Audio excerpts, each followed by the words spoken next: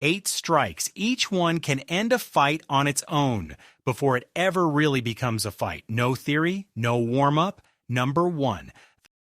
The most reliable strike in any fight isn't a wound-up movie hook. It's a short, straight shot to the chin or an open palm to the nose. The target is tiny and specific, the very tip of the jaw. Boxers call it the button, and there's a reason. Think of the chin as a lever. The farther the point of contact sits from the neck, the harder the whole head rotates around it. And here's what most people don't understand.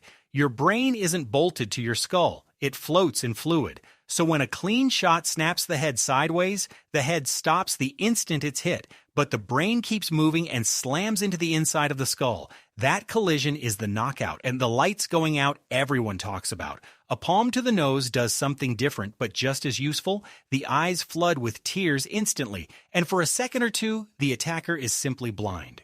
And a man who can't see can't fight. You can throw a straight punch, an open palm, or a hammer fist, and more often than not, the open palm is the smarter choice, because bare knuckles break against a hard skull far more easily than the skull breaks. The most common mistake is aiming for the center of the face or the forehead, where the bone is thickest. You'll shatter your hand and barely move him. And be honest about the limits. On adrenaline or alcohol, even a clean shot can get eaten, which is why you never throw just one. To protect your own button, keep your chin tucked and your hands up. That tuck takes the lever away. Simple, fast, and the most common finish there is. When the distance collapses and there's no room to wind up, the elbow takes over. Same targets as the punch, chin, temple, brow, but from inches away, which is exactly where most real fights actually happen.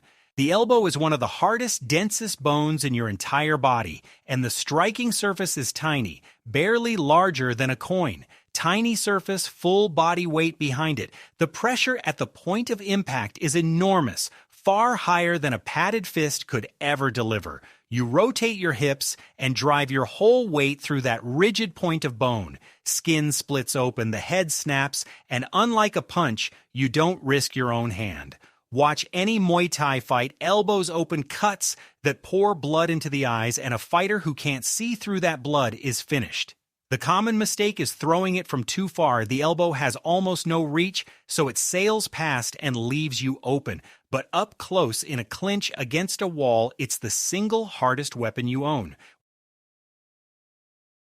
When your hands are pinned, when you're tangled together and your faces are practically touching, you still have a weapon, your own head. It sounds primitive because it is, and that's exactly why it works. The frontal bone of your skull, the hard ridge along your hairline, is one of the strongest bones you own. His nose, brow, and cheekbones are some of the most fragile. You drive the hardest part of your head into the softest part of his face.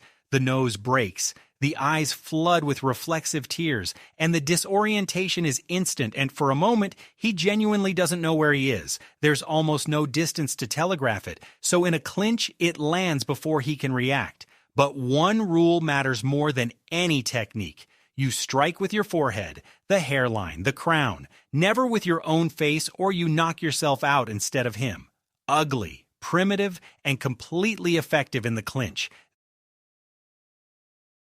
This is the self-defense classic everyone knows, and the single most misunderstood strike on this entire list.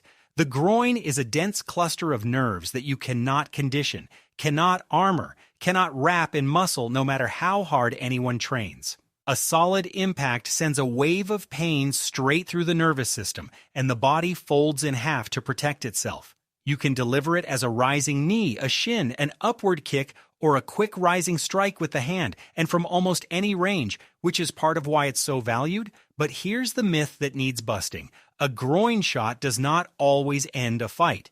On adrenaline, in a rage, on alcohol, he may not register it for a second or two. And if you freeze and wait for him to drop, that pause is when he hits you back. Don't treat it as a finisher. Use it to buy a second, then follow up or get away. A pause button, never an off button. While every strike so far went for the head and the senses, this one ignores all of that and takes the foundation itself. The knee is a hinge joint built to bend in one direction only, push it sideways or hyperextend it backward, and the ligaments that hold it together simply tear. Pushing, stamping kick from the side forces the joint past the range it was designed for, and the leg instantly stops holding weight. No conditioning fixes a ligament's breaking point. It's the same oblique kick fighters use to wreck a lead leg. By the later rounds, the opponent can't plant or chase, and that's its real value in the street. It stops pursuit. A man who can't stand can't come after you. You don't need power. You need the right angle and a driving, stamping motion. From here on, everything changes. These last strikes are last resort only, and they have to be treated exactly that way with no exceptions. A blow to the base of the skull, where the spine meets the brain, reaches the brainstem, the part that runs your balance, your coordination, your basic motor control, and scrambles it. The person doesn't just feel pain, they lose command of their own body. That is precisely why strikes to the back of the head are banned outright in every combat sport on Earth. The people who write those rules know how crippling and how often lethal this is. It is not a sparring drill. Only a genuine threat to your life comes close to justifying it. The throat is the one target on the body that nature left completely undefended. The windpipe sits right at the front of the neck with no bone over it, no slab of muscle, just a thin tube of cartilage carrying every breath you take. A strike with the edge of the hand, the knife hand chop, triggers an immediate spasm. The airway clamps shut. The body floods with panic, and the person physically cannot pull in a breath. And that reaction doesn't care how big, how strong, or how trained he is. Nobody muscles through not being able to breathe.